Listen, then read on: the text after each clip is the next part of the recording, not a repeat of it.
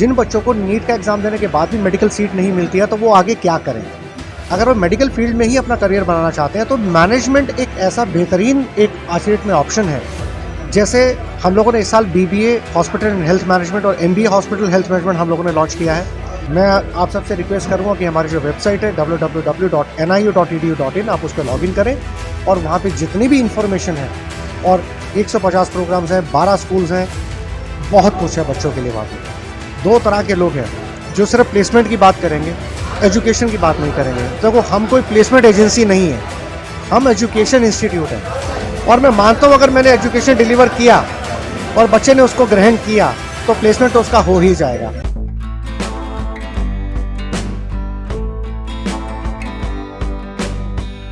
नमस्कार, मैं हूं अनूप नारायण सिंह और आप देख रहे हैं बिहारी खबर के डिजिटल प्लेटफॉर्म को। हमारे साथ हैं नोएडा इंटरनेशनल यूनिवर्सिटी के प्रमुख आकाश शर्मा जी और आइए इनसे जानते हैं कि बिहार में खासकर मेडिकल के छात्रों के लिए क्या कुछ तोहफा लेकर आए हैं।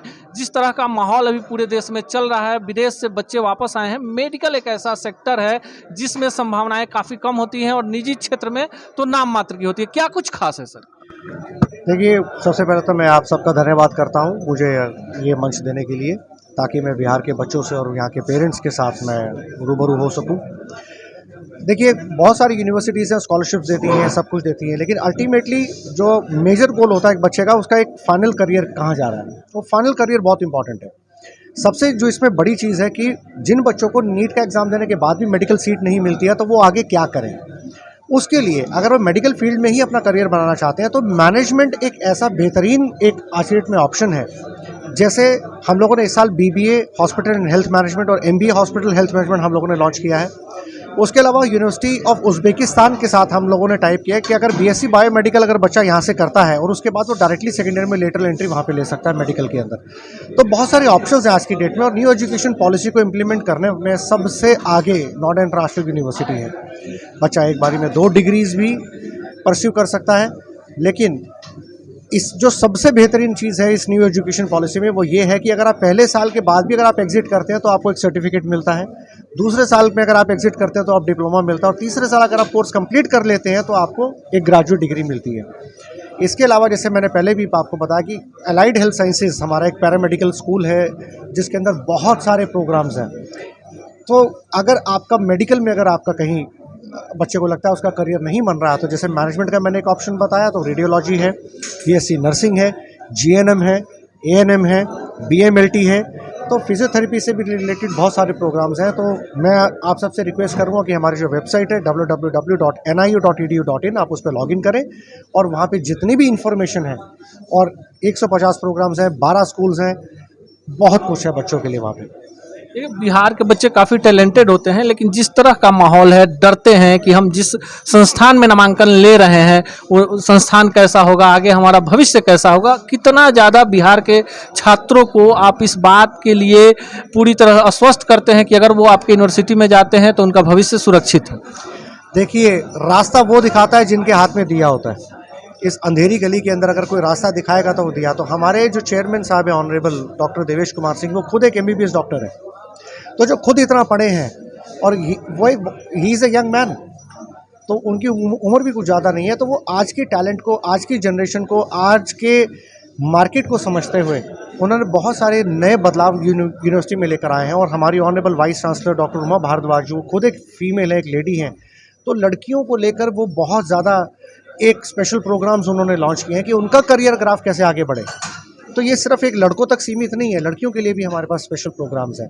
और हमारे जो चांसलर साहब हैं, मतलब वो किसी भी क्या कहते हैं व्याख्या के मोहताज नहीं है। कि जो पूर्व DGP रह चुके हैं UP पुलिस के डॉक्टर विक्रम सिंह, आप उन्हें न्यूज़ डिबेट्स में भी देखते होंगे, वो हमारे चांसलर साहब हैं। तो डिसिप्लिन, सिक्योरिटी, क्योंकि उनके नेतृत्व में हम लोग सब चल रहे हैं, तो इसलिए मैं आप लोगों को आश्वस्त करना चाहता हूं कि हम जो भी कुछ कर रहे हैं और बच्चों के भविष्य को ध्यान में रखते हुए उनकी होलिस्टिक एजुकेशन, एक कहते हैं ना ओवरऑल ग्रोथ, सिर्फ एजुकेशन, एक सिर्फ किताबी नॉलेज नहीं, एक्सपीरियंशियल लर्निंग उनको क्या मिल रही है, तो हर चीज़ पे काम किया जा रहा है। अभी आपने देखा होगा यूक्रेन में बिहार के सबसे ज़्यादा बच्चे थे, सबसे पिछड़ा हुआ प्रदेश है, लेकिन मेडिकल के प्रति कितनी संवेदनशीलता है कि लोग अपना आधा पेट खाते हैं, जमीन बेचते हैं, बच्चों को यूक्रेन भेजते हैं। तो सीधा सवाल कि अब यूक्रेन पर ब्रेक लगा तो नोएडा इंटरनेशनल यूनिवर्सिटी वैसे छात्रों के लिए जो मेडिकल में आना चाहते हैं क्यों यूक्रेन नहीं जाएं, आपके संस्थान में चले जाएं? देखिए, ऐसा है, कहते हैं बदलाव सृष्टि का नियम है।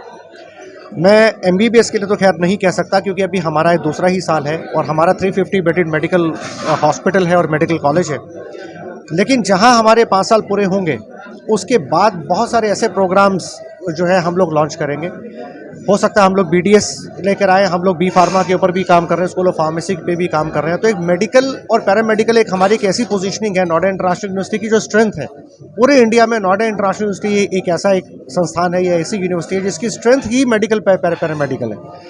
तो ऐसा नहीं है कि हम लोग अगर उस पर अगर काम करते हैं तो बाकी इंजीनियरिंग पे, लॉ पे या बाकी स्कूल ऑफ साइंसेज या स्कूल ऑफ एजुकेशन पे काम नहीं करते। हमारे हर स्कूल पे उतनी ही मेहनत, उतना ही काम होता है। 12 स्कूल्स, 4,500 बच्चे, आप खुद समझ सकते हैं कि बहुत बड़ा, और ग्रेटर नोएडा का सबसे बड़ा कैंपस है 75 एकर्स का, और जो आप इंफ्रास्ट्रक्चर देख रहे हैं वो अपने आप में वर्ल्ड क्लास है। तो हर चीज़ पे ध्यान दिया गया, छोटी से छोटी चीज़ पे। और जो बच्चे बाहर से अभी आ रहे हैं, गवर्नमेंट ऑफ इंडिया भी उसके ऊपर काम कर रही है। मेडिकल फीस में उम्मीद करता हूँ आने वाले टाइम में और ज़्यादा कम होगी क्योंकि एमसीआई इसके ऊपर भी काम कर रहा है। लेकिन अभी इसके ऊपर कुछ भी कहना बहुत जल्दबाजी होगी क्योंकि यूक्रेन अभी अपने आप में सिर्फ एक ऐसा एग्जाम्पल है और बाकी बहुत सी कंट्रीज़ के अंदर बहुत सारे अभी ऑप्शन है। जैसे अभी हमने बताया, हमारा अभी एमओयू जो है memorandum of understanding university of Uzbekistan के साथ भी हुआ है। तो बच्चे यहाँ पे एक कोर्स करने के बाद डायरेक्टली सेकंड ईयर में लेटरल एंट्री वहाँ पे ले सकते हैं। तो ये प्रावधान हमारी यूनिवर्सिटी में है। आप पटना में हैं, बिहार के छात्रों को अपने यूनिवर्सिटी में बुला रहे हैं, क्या आप मैसेज देना चाहते हैं? क्यों बिहार के छात्र आपके ही यूनिवर्सिटी में जाकर एडमिशन लाए?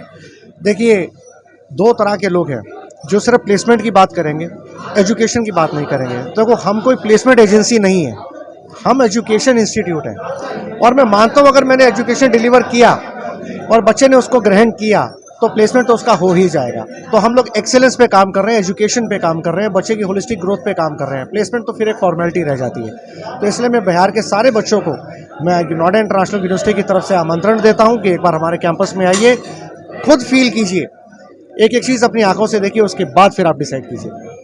ये हैं आकाश शर्मा जी, और इनका मानना है कि बिहार के छात्र हैं जो काफ़ी होनहार होते हैं, उचित मार्गदर्शन नहीं मिल पाता। इनके यहाँ वो तमाम चीज़ें हैं जो छात्र चाहते हैं। पहले से एक विश्वसनीय नाम है और जो लोग इस संस्थान से जुड़े हैं वो देश के ख्याति लब्ध चेहरे हैं। इसलिए किसी भी तरह की दुविधा है, इससे पहले आप जाकर इनके कैंपस में देख सकते हैं जो संस्थान के द्वारा कोर्स करवाए जा रहे हैं।